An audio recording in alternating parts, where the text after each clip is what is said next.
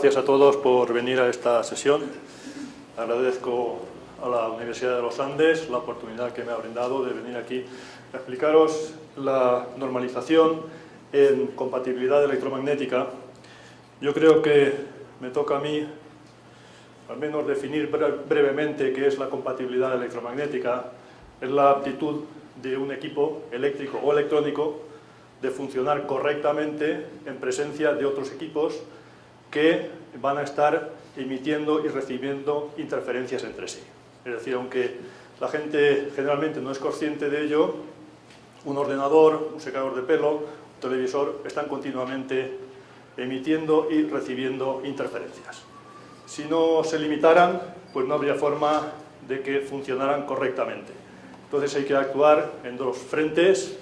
Por una parte, limitar las emisiones de todos esos equipos y por otra parte, exigirles a los equipos un nivel mínimo de inmunidad frente a interferencias externas. Tenemos así los dos aspectos, emisión e inmunidad, que saldrán repetidamente.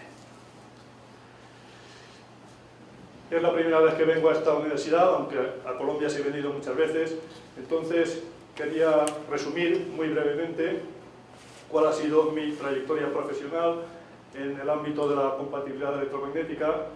Yo soy ingeniero de telecomunicación, estudié en la Universidad Politécnica de Madrid, terminé en el año 87 y nada más terminar ya empecé a trabajar en EMC, en una época en donde no se le llamaba EMC, se le llamaba EMI, interferencias electromagnéticas.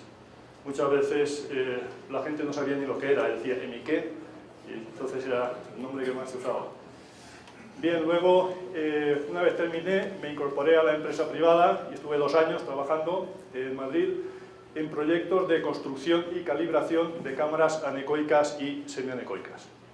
En concreto, llevé el proyecto de la cámara semianecoica de Madrid, en el Casar, que es la ciudad en donde está, y pertenece a la Dirección General de Telecomunicaciones. Participé también en el desarrollo de cámaras para medidas de sección radar, en unos laboratorios de artillería. Y luego en el año 90 me incorporé como profesor en la Universidad Politécnica de Valencia y desde entonces estoy trabajando en las áreas de electromagnetismo aplicado y compatibilidad electromagnética. 2 años después, en el 92, puse en marcha un laboratorio de compatibilidad electromagnética y fui director del mismo durante unos cuantos años. En el 99 conseguimos que ese laboratorio fuera acreditado por ENAC, que es la entidad nacional de acreditación, y donde participó también el doctor Juan Vicente Balbastre, que lleva 1 año trabajando aquí en la Universidad de los Andes. En esos años se generaron más de 600 informes de certificación para empresas. Durante esos años y los siguientes he dirigido unos 30 proyectos de investigación, siempre relacionados con el electromagnetismo, y he publicado unos 130 artículos científicos en revistas y congresos nacionales e internacionales. En 2006, tras unos 20 años de trabajar intensamente en compatibilidad electromagnética, fui propuesto como presidente de uno de los comités que desarrollan normas a nivel mundial, que es el 77B y que después hablaré de él brevemente. Además de ser propuesto, fui elegido. En 2009 me incorporé a un grupo de trabajo dentro de ese comité que se encarga de desarrollar las normas sobre inmunidad radiada. En 2011 accedí al ACEC, que es un comité dentro de IEC, del que también hablaré después, que es el comité asesor en compatibilidad electromagnética para todo ese organismo IEC. Digamos que es, a nivel técnico, el máximo organismo. En 2011 también fui elegido presidente del Comité Español de Compatibilidad Electromagnética, el CTN 208 de AENOR. Simplemente como un ejemplo de los proyectos en los que estuve involucrado cuando estuve en Madrid, este es uno para la Agencia Espacial Europea, el proyecto CPTR, para medir la carga útil de satélites. Como podemos ver, es una cámara de medidas enorme que consta de 2 reflectores que se fabricaron en España. Lo fabricó CASA, Construcciones Aeronáuticas, y participamos 3 empresas. Los posicionadores de antenas los construyó una empresa francesa. Bien, pues pasamos ya al contenido de la charla sobre normalización en EMC. Entonces voy a hablar en primer lugar de organismos de normalización a nivel mundial, a nivel europeo y a nivel español. A nivel internacional me centraré en la Comisión Electrotécnica Internacional, OIEC. Hablaré de los diferentes comités que desarrollan normas en EMC y me centraré en ACEC, que es el Comité Asesor en Compatibilidad Electromagnética de IEC. Una vez veamos todo este planteamiento global, pasaremos al caso europeo, cómo se traslada toda esa normativa a nivel internacional al caso europeo y de ahí al caso español. Veremos que esta parte tiene mucha conexión con la conferencia anterior, cómo trasladar esas normas a cada país. Por último, comentaré un poquito sobre la instrumentación de ensayo que se necesita para realizar todas estas pruebas, y la Universidad de los Andes ya cuenta con uno de los elementos más importantes, que es una cámara semianecoica que podría utilizarse para realizar un buen número de ensayos de EMC. Y por último, comentaré cuál es la formación técnica necesaria para el personal que se quiere involucrar en estos temas. Bien, a nivel mundial hay 3 organismos que normalizan todo. Uno es ISO, que es bastante conocido, las normas ISO 9000, por ejemplo, de aseguramiento de calidad. IEC no es tan conocido, es la Comisión Electrotécnica Internacional, y la ITU es la Unión Internacional de Telecomunicaciones, que es muy conocida, pero solo por los ingenieros de telecomunicación. Entonces, cuando yo empecé a trabajar en normalización, pues me sorprendí de que de 3 organismos, uno sea solo para telecomunicación. Y bueno, pues bien, pues uno solo para mí, o para los nuestros. Bien, luego otro, el IEC, que este es menos conocido, pero es tan importante como ISO, lo que regula es todo aquello que sea eléctrico o electrónico, salvo telecomunicación. Pues ahí entra pues, bombillas, transformadores, interruptores, cables, fusibles, etcétera, etcétera, y también compatibilidad electromagnética. Y por último, ISO regula el resto, todo lo demás, pues tuercas, tornillos, tuberías de agua, raíles de trenes, sistemas de aseguramiento de la calidad, símbolos matemáticos, es decir, todo lo que no tenga que ver con electricidad ni electrónica. Cada uno de esos 3 organismos a nivel mundial tiene su homólogo a nivel europeo. Así, ISO tiene su homólogo en Europa, que es CEN, el Comité Europeo de Normalización. IEC tiene su homólogo europeo, que es el Comité Europeo de Normalización Electrotécnica. Y por último, ITU tiene su homólogo europeo, que es ETSI, el Instituto Europeo de Normalización en Telecomunicaciones. Esos 3 organismos convergen en España en uno único, que es AENOR, Asociación Española de Normalización y Certificación. Entonces, este es el esquema global.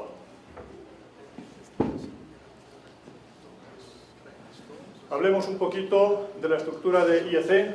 IEC está formado por un buen número de países que forman el Consejo. Todos los países miembros tienen un voto. Luego hay comités ejecutivos, hay una oficina central que está en Ginebra, en Suiza. Y luego hay 3 bloques en donde el que se encarga de la normalización es este de aquí, el SMB. La Junta Gestora o el equipo de gestión en normalización. Y de aquí es de donde cuelgan los comités técnicos, que son unos 170 o 180 entre comités y subcomités, que desarrollan normas de todo tipo, siempre del sector eléctrico y electrónico. Y luego hay unos comités asesores que son 6 nada más. Es más, hasta hace muy poco solo había 3 comités asesores y recientemente se han creado 3 más. Uno de ellos es en compatibilidad electromagnética. Entonces, estos comités asesores pues, se encargan de organizar toda la labor de esos casi 170, 180 comités y subcomités que tenemos aquí. Por ejemplo, en el caso de compatibilidad electromagnética, ¿cuáles son los comités que se dedican a desarrollar las normas? Pues son los comités de IEC, van numerados, el 1, el 2, el 3, etc. Entonces, el número 77 se llama directamente compatibilidad electromagnética. Tiene 3 subcomités que se nombran añadiendo una letra, el A, el B y el C. El 77A se encarga de fenómenos de baja frecuencia. Aquí se entiende baja frecuencia hasta 9 kHz. Es decir, básicamente incluye las redes de distribución de energía eléctrica, 50 Hz o 60 Hz según los países, y un montón de armónicos hasta 9 kHz. Y a partir de 9 kHz es el comité 77B quien tiene encargada la tarea, fenómenos de alta frecuencia.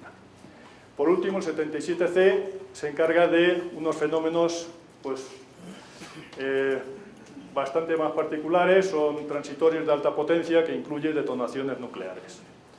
Cada comité y subcomité tiene un secretario, está asignado a un país. Por ejemplo, el 77 está asignado a Alemania y significa que la secretaría es alemana. Por tanto, el secretario del comité 77 va a ser alemán. El A y el B, el 77A y B tienen la secretaría en Francia y el 77C tiene la secretaría en Reino Unido. Entonces, normalmente un presidente se busca un secretario, pero aquí es justamente al revés. Cada secretario se tiene que buscar un presidente que conviene que sea de un país diferente a donde tiene la secretaría. Así el comité 77 tiene un presidente que es de Japón, 77A de Bélgica, el 77B de España, que precisamente soy yo, y el 77C tiene presidente de Estados Unidos.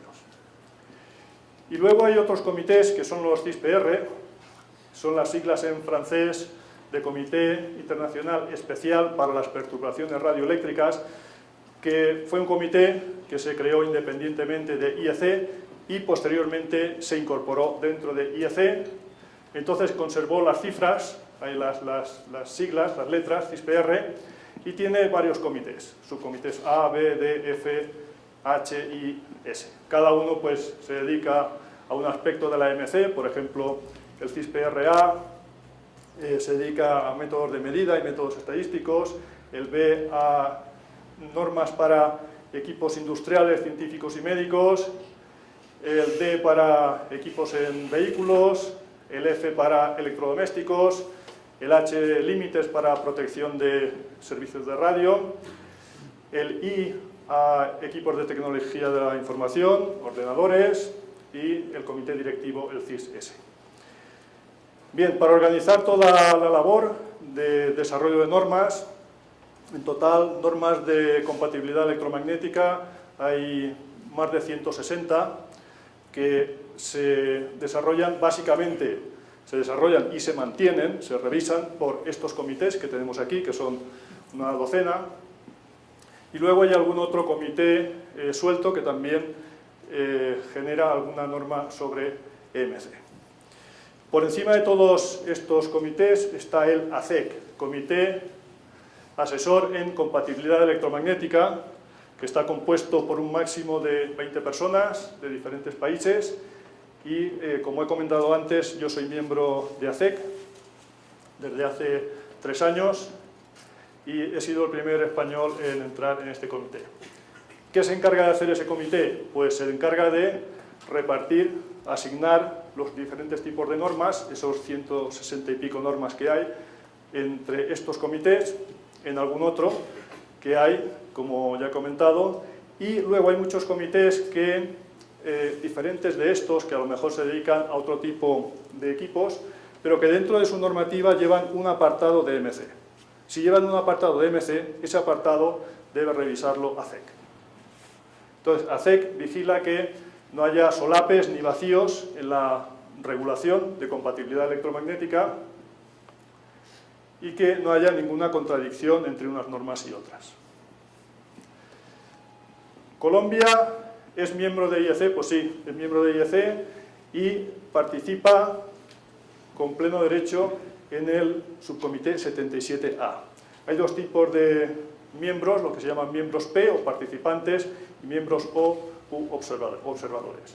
Colombia participa en 10 comités, en 3 de los cuales es miembro P y en los otros 7 es miembro O, miembro observador. En compatibilidad, actualmente está en el A, en el 77A. Entonces tiene un voto en cualquiera de los documentos que se generan aquí. Si Colombia quiere profundizar en EMC, pues lógicamente tendría que ser miembro del resto. Estos comités y subcomités a su vez tienen grupos de trabajo, que son los que realmente redactan las normas. Son comités de expertos y es muy fácil poner a un experto de un país dentro de estos grupos una vez que es miembro. Por ejemplo, Colombia es miembro P del 77A, entonces en cualquier grupo de trabajo del 77A puede incorporar un experto colombiano. La participación de Colombia en IEC es a través de ICONTEC. Entonces ICONTEC es el organismo que tiene que decidir quién es el experto que va a cada grupo de trabajo.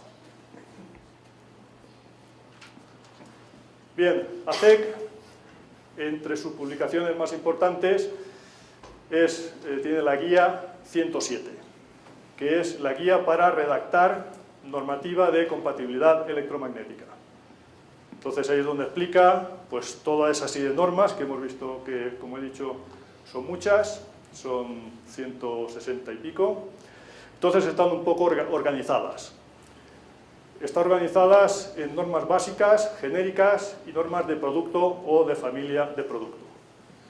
Las normas básicas son normas que, como indica su nombre, se dedican solo a principios fundamentales, conceptos, definiciones, instrumentación, procedimientos de ensayo, pero no especifica los límites. Por ejemplo, imaginemos que queremos medir las interferencias que produce un ordenador. Pues habrá una norma básica que se refiera a interferencia emitida por radiación. Entonces, esa norma explicará cómo hay que hacer la medida. Pues, bueno, hace falta colocar ese equipo en un entorno donde no haya interferencias, colocaremos el equipo sobre una mesa de una altura definida de 80 centímetros. No es tan importante cuál es la altura de la mesa como que todos los laboratorios hagan la medida exactamente en las mismas condiciones. Eso es lo más importante. Entonces, estas normas básicas nos van a decir cómo se hace el ensayo. Aquí ponemos el ordenador sobre una mesa, luego colocaremos una antena para recibir la emisión de ese equipo. ¿A qué distancia? Pues hay que definirlo a 3 metros, a 10 metros, a la distancia que sea. ¿Qué tipo de antena se va a usar? ¿Qué tipo de receptor? ¿Con qué ancho de banda? Todo eso lo va a definir una norma básica, pero la norma básica no va a decir los límites que se le van a poner al equipo. Es decir, no se le va a decir, pues lo máximo que puede radiar son tantos milivoltios o microvoltios por metro. Eso no lo va a decir. Eso lo harán las normas genéricas. Eso permite que, si los límites cambian, las normas básicas no cambian, se mantienen igual que estaban. O pueden cambiar las normas básicas y no los límites, es decir, se permite un mayor fuego. Luego vienen las normas genéricas, que es donde ya sí se incluyen los límites para las medidas de emisión, cuánto se le permite a un ordenador que radie y cuánta interferencia se le permite que conduzca por los cables. Lo mismo pues, para cualquier tipo de equipo, para una luminaria, para un coche, para un televisor, para un electrodoméstico. Aquí vendrán límites de emisión. Y en el caso de inmunidad, pues nos dirán si este ordenador tiene que ser capaz de resistir un campo radiado externo, por ejemplo, de 1 voltio por metro, o de 3 voltios por metro, o 10 voltios por metro, pues esos valores vendrán aquí. Ya, pues inmunidad, pues estos niveles de campo, y se especifica un criterio de funcionamiento, A, B o C. Es decir, con ese campo radiado sobre el ordenador, el criterio de funcionamiento A significa que el ordenador siga trabajando correctamente sin ningún problema. Hay otros tipos de pruebas en donde no se es tan estricto y se permite un criterio de funcionamiento B, que significa que durante el ensayo el equipo en cuestión deja de funcionar correctamente, pero terminado el ensayo se recupera por sí mismo y no pierde los datos que tenía.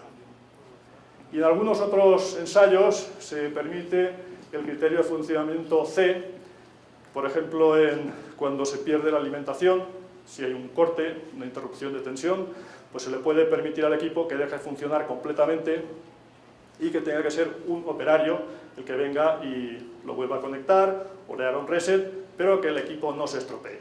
Entonces, en inmunidad no solo hay que dar los niveles que debe soportar cada equipo, sino con qué criterio de funcionamiento. En las normas genéricas se distingue entre entorno residencial o entorno industrial.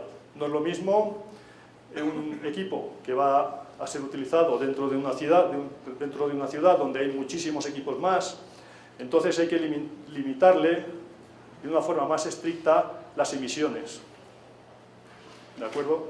En cambio, si estamos en una zona industrial donde hay muchos menos equipos, pues las normas de emisión son más permisivas. Se le permite al equipo que emita en torno a 10 decibelios más que en el caso del entorno residencial. Además, en una zona industrial, pues a lo mejor hay una persona encargada del mantenimiento de un equipo, entonces si hay algún problema quizá lo pueda resolver, pero en una ciudad no. En una ciudad los usuarios pues ni saben de MC ni tienen por qué. Entonces las normas de emisión son más estrictas en entorno residencial. Por el contrario, las normas de inmunidad son más estrictas en un entorno industrial, porque claro, ya que se permite que emitan más interferencias, luego a la hora de la inmunidad hay que ser también más estricto. Esas normas genéricas son las que hay que emplear en caso de que no haya unas normas más específicas para el producto que estamos considerando. Y luego el otro grupo de normas son las normas de producto o familias de producto, que estas ya son específicas para diferentes tipos de equipos. Y muchas de ellas las genera los comités CISPR, que hacen pues, normas para equipos industriales, científicos y médicos, ordenadores, etc. Entonces, esos son normas de producto o de familia de producto. Cuando existen esas normas, se utilizan estas en lugar de las genéricas. ¿Vale? Prevalecen las normas de producto frente a las genéricas. Aquí tenemos esquemáticamente los 4 casos básicos de pruebas o de ensayos de EMC. Podemos tener radiación del equipo, emitida o recibida. ¿De acuerdo? Estas serían pruebas de emisión, estas serían pruebas de inmunidad, o también llamadas susceptibilidad. Y luego, conducido a través de los cables, podemos tener interferencias bien emitidas o bien recibidas. Casi todas las normas de compatibilidad pues son de uno de estos 4 grupos. Hay algunos otros casos, por ejemplo, la descarga electrostática. Un usuario, pues sin quererlo, pues toca un equipo y le da una descarga electrostática y el equipo pues tiene que seguir funcionando. Tiene que estar preparado, tiene que ser suficientemente inmune para resistir las descargas electrostáticas de los usuarios. Algunas normas pues están orientadas a detonaciones nucleares que producen una onda electromagnética de gran potencia que podrían dejar inutilizados todos los equipos en un área bastante grande. Entonces es el comité 77C que se encarga de este tipo de normas. También los efectos de los rayos que pueden caer pues, quizá en el campo y luego por conducción esa energía puede transmitirse a otros equipos. Entonces esa señal del rayo, esa energía muy atenuada, va a llegar a los equipos y los equipos también tienen que ser inmunes frente a esas señales. Y luego aquí he puesto un último caso que es solamente por curiosidad, aunque aquí no voy a entrar, que es lo que se ha conocido como Tempest. Es un sistema de espionaje que se ha utilizado durante muchos años. Los ordenadores, sobre todo los antiguos, radiaban energía y entonces es posible, o era posible, desde una camioneta situada a 50 o 100 metros, recibir esa señal y saber todo lo que hay en pantalla. Entonces, eso es un tipo también de interferencia que interesa limitar, aunque está un poco al margen del contenido de mi presentación, aunque quería indicarlo, aunque fuera por mera curiosidad. Bien, la guía 107 de IEC habla de todos los aspectos que hay que tener en cuenta a la hora de desarrollar las normas. Por ejemplo, en fenómenos conducidos. Bueno, pues yo enchufo un equipo a la red está conectada mediante hilos por todo el edificio, todo el mundo va enchufando equipos, enciende, apaga, cada equipo emite interferencias, todos reciben las interferencias de todos. Luego, todo el cableado del edificio son enormes antenas que van a radiar, van a recibir energía, la energía que reciban la pueden transmitir por conducción. Entonces hay un montón de señales no deseadas en los cables de alimentación de red, pues hay armónicos, interarmónicos, señales, fluctuaciones de tensión, interrupciones de tensión, variaciones de frecuencia, bueno, toda una serie de efectos que hay que tener en cuenta a la hora de desarrollar todas las normas. Generalmente se distingue entre baja frecuencia y alta frecuencia, como había dicho, en 9 kHz. En alta frecuencia conducida pues hay que tener en cuenta pues, corrientes y tensiones, onda continua, ondas moduladas, transitorios, oscilaciones, etc. En el caso de las normas de radiación, bueno, pues el espectro está totalmente saturado, no queda, como quien dice, ni un hercio libre. Todo el mundo, en cuanto queda una banda libre, pues la quiere para alguna aplicación. Luego, casi todos los equipos que se manejan son digitales, que tienen una onda cuadrada o rectangular, que producen muchísimos armónicos, muchísimas componentes de alta frecuencia, que son muy interferentes.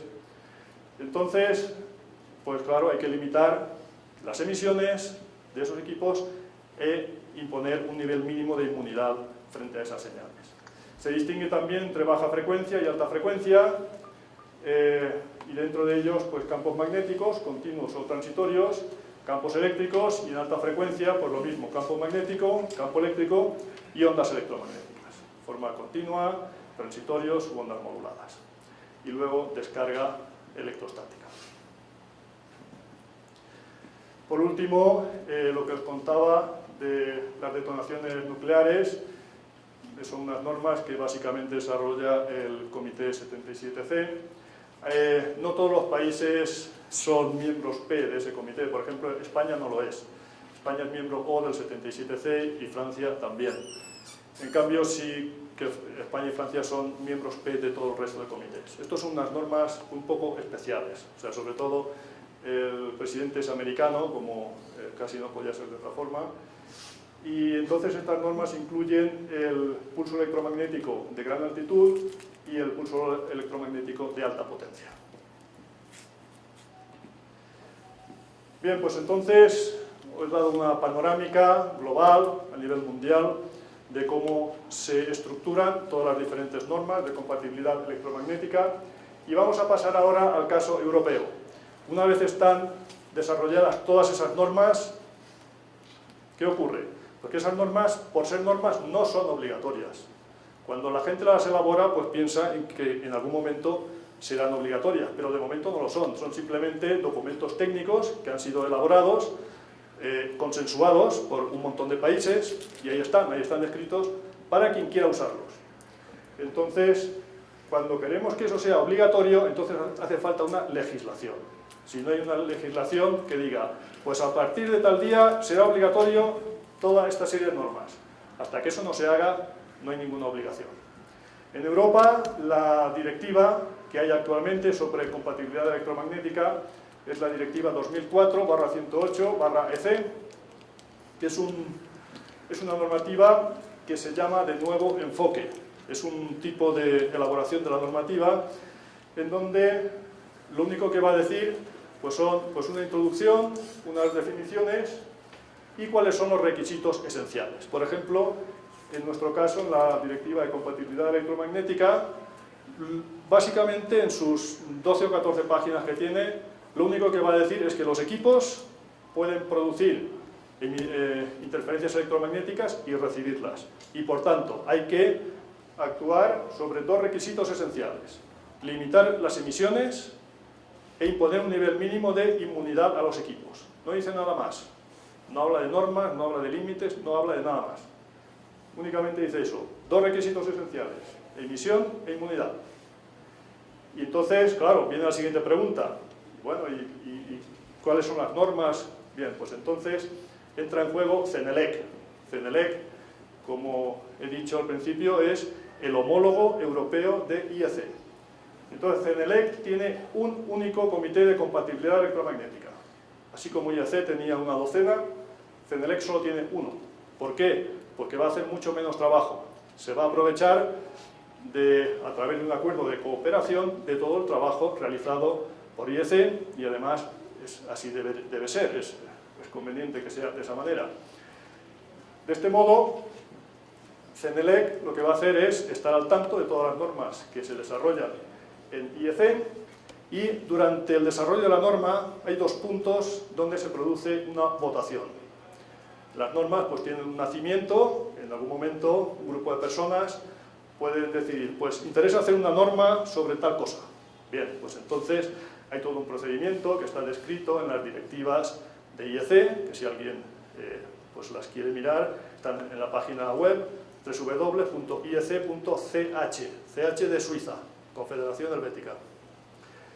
Entonces ahí está todo el proceso, los plazos, etc. Entonces, un primer documento para votar es lo que se llama el CDV, Committee Draft for Vote, borrador del comité para ser votado. Se supone que cuando el documento llega a ese nivel ya está bastante consensuado. Entonces, al llegar a ese punto, se vota en IEC y se produce un voto paralelo en CENELEC.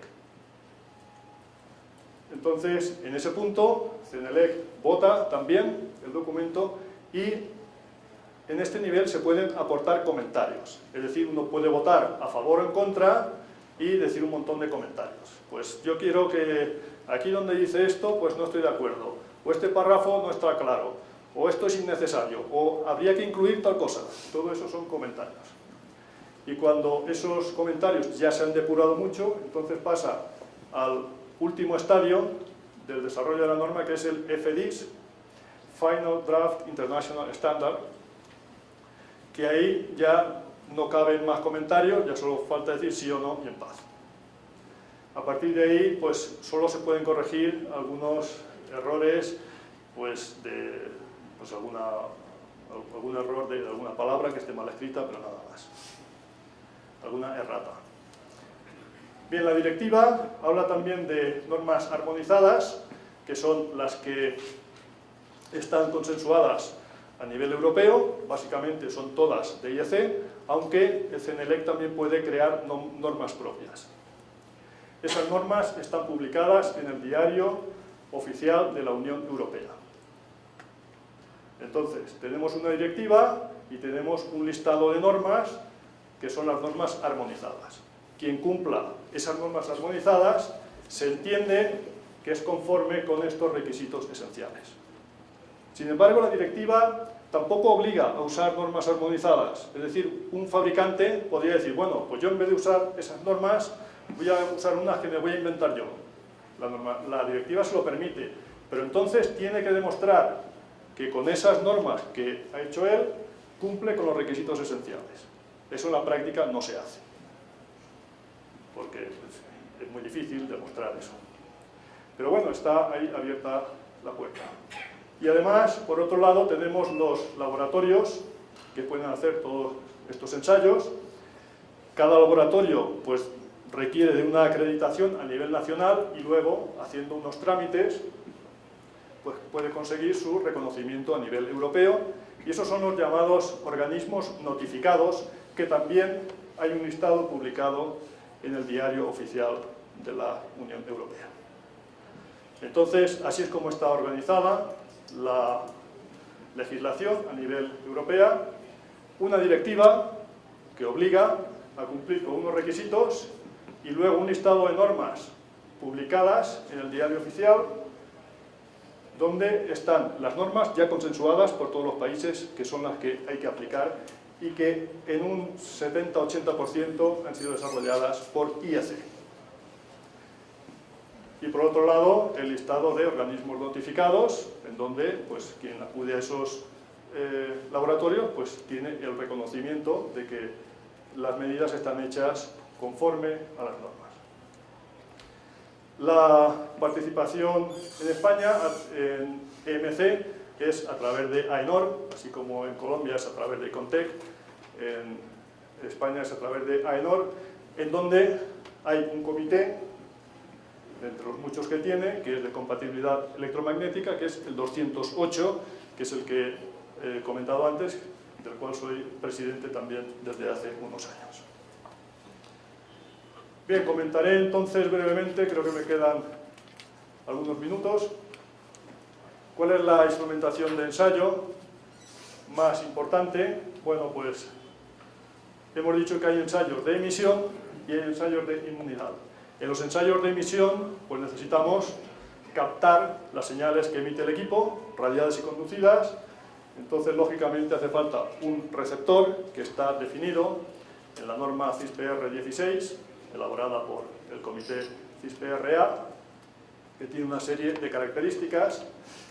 Y para los ensayos de inmunidad, lo que necesitamos es no un receptor, sino un generador, más unos amplificadores que produzcan una señal radiada o conducida sobre los equipos. También una pistola para generar descargas electrostáticas. Habrá generadores para señales de tipo rayo también. Luego, elementos de acoplo de energía, pues antenas para radiar y para recibir. Hay pinzas de tipo capacitivo, que son dos placas paralelas. Pinzas inductivas, que son de tipo solenoide. Y luego hay dos equipos muy importantes, uno para interferencias conducidas y otro para interferencias radiadas. Por lo siguiente, imaginemos que yo quiero conocer la radiación de este equipo. Si yo cojo una antena y la pongo aquí, ¿qué voy a medir?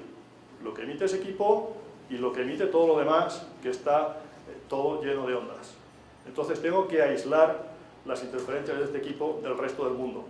¿Cómo se hace eso? Pues con una cámara semianecoica, que es una cámara apantallada, generalmente de acero, las hay también de aluminio, pero mejor de acero, y el equipo se coloca dentro de esa cámara, la puerta tiene un sistema de cierre, también bastante bien diseñado, de manera que se impide el paso de interferencias hacia adentro y hacia afuera de ese recinto. He traído algunas fotografías del laboratorio que puse en marcha en su día, en la UPV. Este es un detalle de la puerta. Se aprecia por la estructura metálica, que es toda una habitación blindada. Y quiero añadir en este punto que en la Universidad de los Andes hay una cámara de este tipo, en la cual se pueden hacer ya algunos ensayos, sobre todo de inmunidad, y que complementándola se podrían hacer también las medidas de emisiones. Bien, de esa forma, con esa pantalla metálica, aislamos el equipo del exterior y el exterior del equipo, de manera que dentro de esa cámara solo vamos a medir lo que radia el equipo y nada más. ¿De acuerdo? Luego hay que poner unas condiciones de ensayo iguales para todos los laboratorios. Distancia de ensayo, en este caso es de 3 metros. El suelo de la cámara se deja metálico para permitir que haya un rayo reflejado y que también se mide, que son más o menos las condiciones reales. Y luego en lo que son las paredes y el techo de la cámara se pone un material que se llama absorbente o anecoico. Aneco significa sin ecos, que elimina los ecos, de manera que toda la energía o todos los rayos que vayan hacia las paredes se absorban ahí y no reboten. Si no lo hiciéramos de esta manera, pues en cada laboratorio el resultado sería diferente. Y en normalización, lo más importante de todo es que en todos los laboratorios las medidas se hagan exactamente en las mismas condiciones, porque si no, un laboratorio diría, pues este equipo cumple, y otro diría, pues no cumple, entonces eso no puede ser.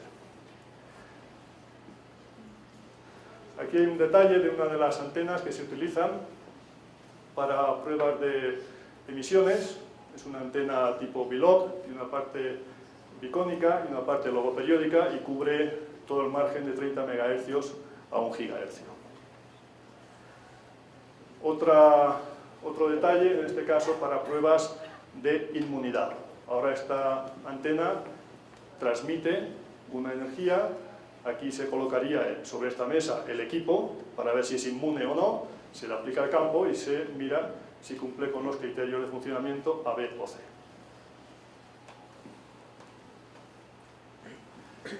Bien, ¿qué formación debe tener el personal técnico que se dedique a diseñar equipos o a trabajar en la industria de cara a cumplir con la normativa de MC? Pues tiene que tener un conocimiento bastante amplio, teoría de circuitos, electrónica, electromagnetismo, teoría de la señal, sistemas lineales, diseño de sistemas digitales, es decir, una formación bastante amplia. Fijaros que una de las bandas de frecuencia con la que más se trabaja es de 30 MHz a 1 GHz.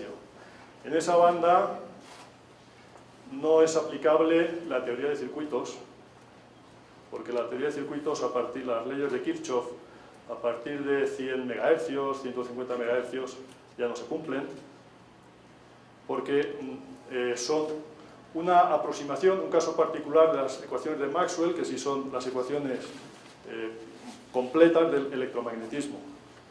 Entonces, en buena parte de la banda de frecuencias en la que nosotros trabajamos, las leyes de Kirchhoff no funcionan, no sirven. Pero tampoco sirve la aproximación que se suele emplear en electromagnetismo en alta frecuencia, que es la aproximación de onda plana, que es el modelo con el que todos los ingenieros de telecomunicación trabajamos habitualmente.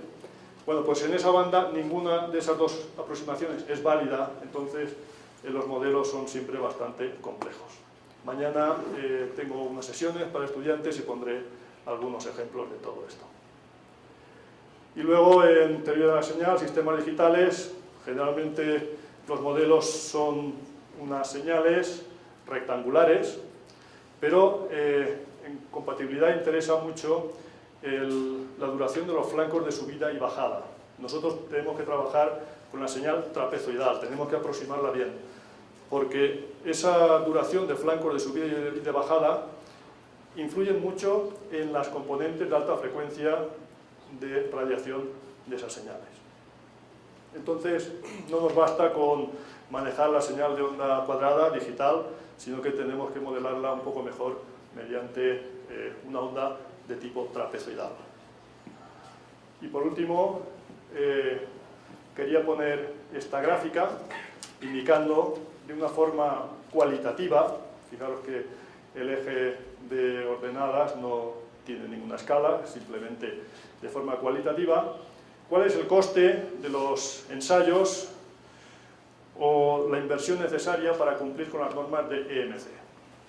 Bueno, pues si uno empieza en la definición del producto o en las primeras etapas del diseño, el coste es relativamente barato, ¿de acuerdo? Porque puede hacer pruebas, puede ir corrigiendo los puntos críticos del equipo, pero si uno deja pasar el tiempo, no hace caso de la normativa, se pone a diseñar, a construir prototipos, fabrica el producto. Si ha fabricado el producto y no ha hecho ninguna prueba de compatibilidad electromagnética, lo normal es que no cumpla. Vamos, sería muy raro, ¿por qué? Simplemente porque no lo ha tenido en cuenta. Entonces, si llega a este punto y no cumple, directamente el equipo no se puede vender.